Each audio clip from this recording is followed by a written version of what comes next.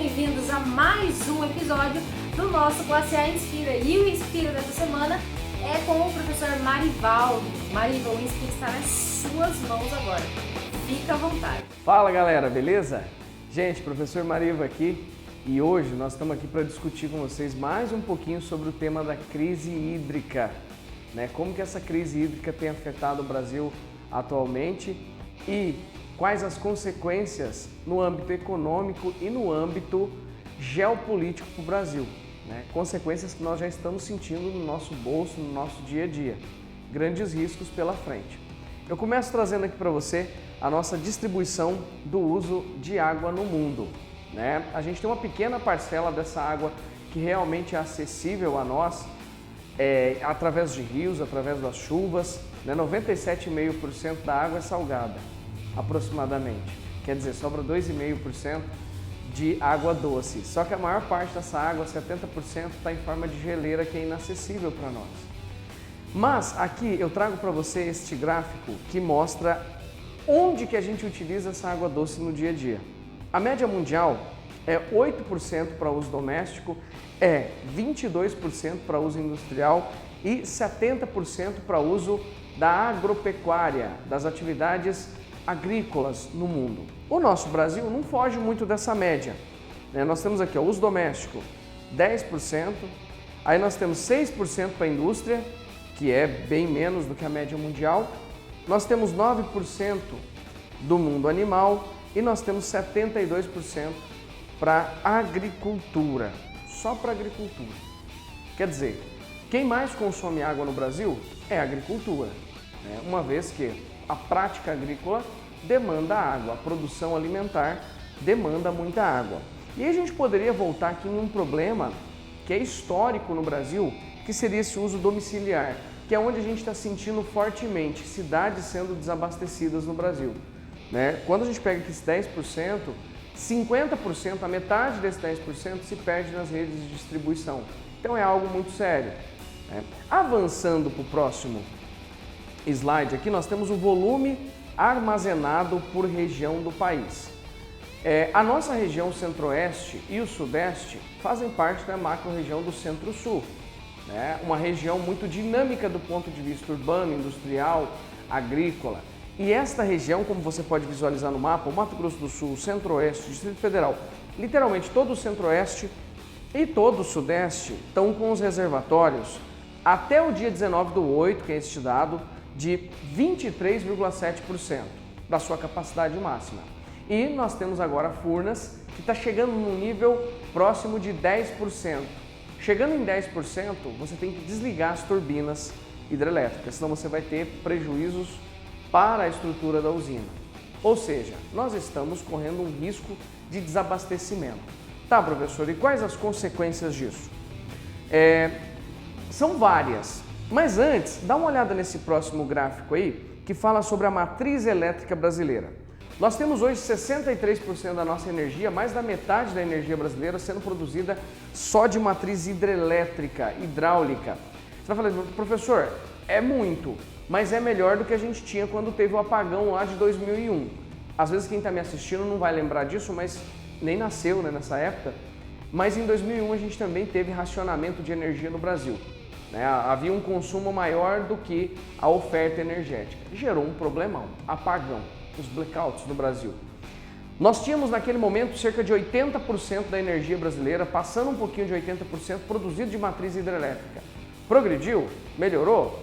Sim, melhorou, mas ainda assim, 63% é um número bem considerável.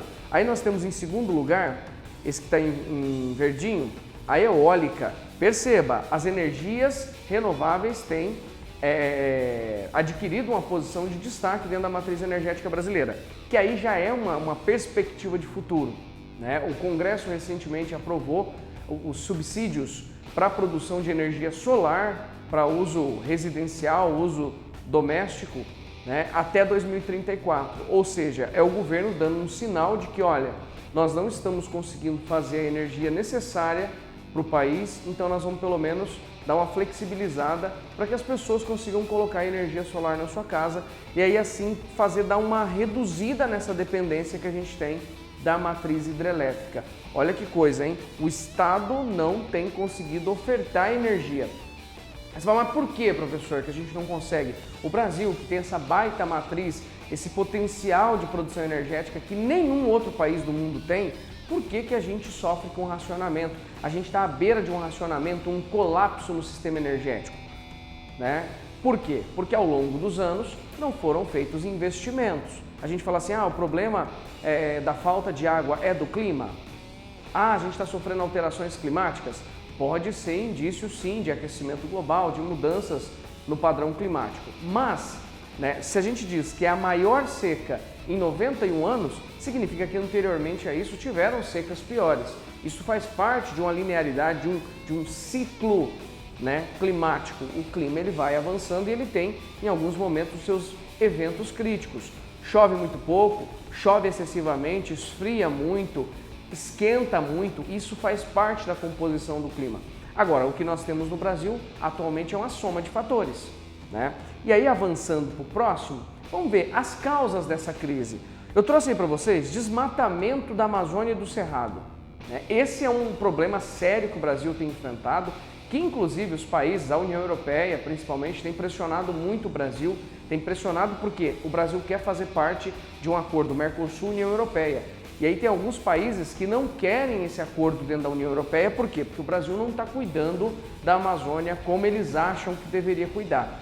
Então aí haveria uma retaliação ao Brasil, uma retaliação a produtos agrícolas brasileiros. E aí quando a gente fala do o agronegócio no Brasil, ele é responsável pela maior parte da nossa balança comercial, das nossas exportações. A pauta de exportação brasileira ela é composta principalmente por produtos do agro e por produtos minerais. Problemão. Então, o desmatamento da Amazônia, o desmatamento do Cerrado e, em especial, vou frisar aqui para você, o Cerrado. O Cerrado é fundamental, é um bioma que não tem tido muita atenção, muito cuidado ao longo dos anos, né? As próprias, vamos dizer assim, os meios de comunicação não têm demonstrado isso para a sociedade, mas nós temos perdido muita cobertura vegetal. Proporcionalmente, até muito mais do que os outros biomas, como a Amazônia. A Amazônia é um bioma bem preservado em comparação ao Cerrado.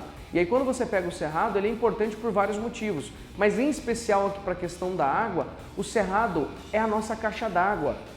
A nascente dos principais rios do Brasil e de afluentes de grandes rios ficam no Cerrado, que vai abranger a parte central do Brasil, que por sinal é justamente essa que tem sofrido com a seca, né? O centro-oeste, o sudeste estão perdendo muita cobertura de cerrado. E aí tem as nascentes dos córregos, as nascentes dos rios, as bacias hidrográficas brasileiras, as maiores do Brasil, ficam em partes na região do cerrado. Então, se não tem cerrado, eu não tenho absorção de água. Isso aí é meio lógico para todo mundo. Se eu tiro cobertura vegetal, eu perco com infiltração de água. E aí há um problema em curso para o Brasil. Outro problema, outra causa, como você pode ver no slide, é a seca prolongada de 2020 e 2021. Né? Tem chovido menos do que a média. Isso não é culpa de ninguém, isso faz parte de um ciclo, né, do clima ou mesmo do aquecimento global. A gente não pode atribuir a culpa a um indivíduo especialmente. Nós estamos vivendo uma seca, então vai faltar água. E por último, né, laninha e aquecimento global. O aquecimento global pode ser, sim, um dos itens que tem feito com que os climas se tornem mais extremos no mundo. E olha esse esquema, esse mapa que tem aí, ó.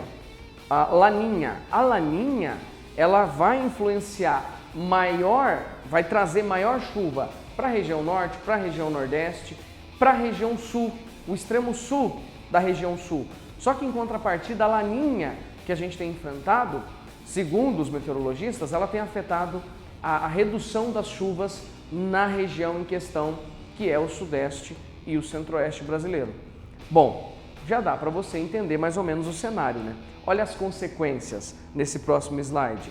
Comprometimento da navegação. O rio Paraguai, por exemplo, que integra todos esses países aí, ó, Bolívia, Brasil, Paraguai, Argentina e Uruguai, né, a porção sul do nosso continente, está com um nível muito baixo, está impossibilitando a navegação. Então é uma via de transporte fundamental, talvez a mais importante da América do Sul, está comprometida.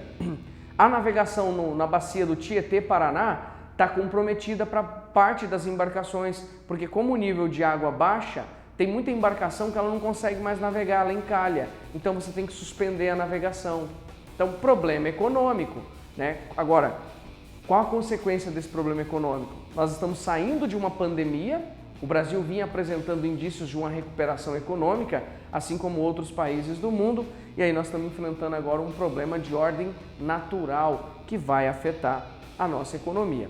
Trago para você no próximo slide redução da produção agrícola. IPEA reduziu de 2,6 para 1,7 crescimento do PIB agrícola no Brasil.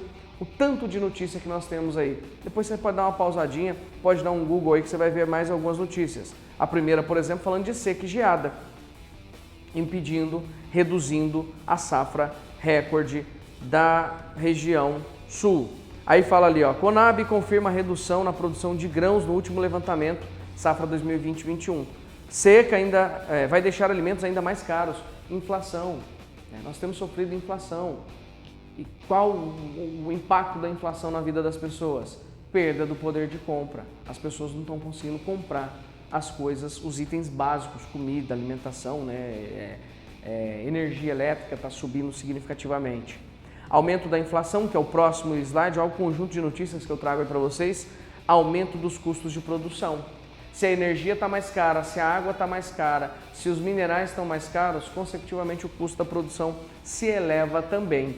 E aí no último slidezinho aí que eu trago a vocês, redução de performance econômica, retomada do crescimento. Perceba esse gráfico, está trazendo o crescimento do Brasil ao longo das décadas. E na última década, de 2011 a 2020, o PIB brasileiro, ao invés de crescer, perceba, nós estamos uma década estagnados.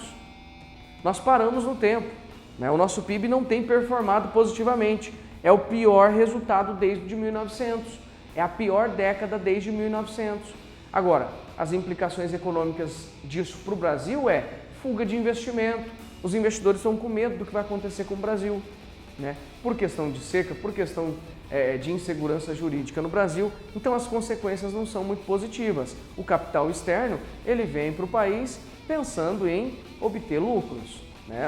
Quem coloca dinheiro no Brasil coloca pensando em ter lucro. E aí, com a estagnação econômica, numa volta de pandemia que a gente pensava que talvez nós fôssemos performar positivamente, a gente não conseguir, isso pode afugentar investimento do Brasil e parcerias econômicas com o nosso país, né? Vamos ver cenas dos próximos capítulos, vamos ver se essa seca, né, vai embora logo. Não há previsões muito boas de chuva, né? Você que está aí assistindo, fala, professor, tem chovido aqui em Campo Grande, tem chovido no MS, tem chovido no sul, no sudeste. Gente, essa chuva não é suficiente ainda para elevar o nível dos reservatórios, tá? Então vamos ver se até o final do ano a gente consegue reverter esse cenário e o nosso país consiga voltar a crescer. Beleza?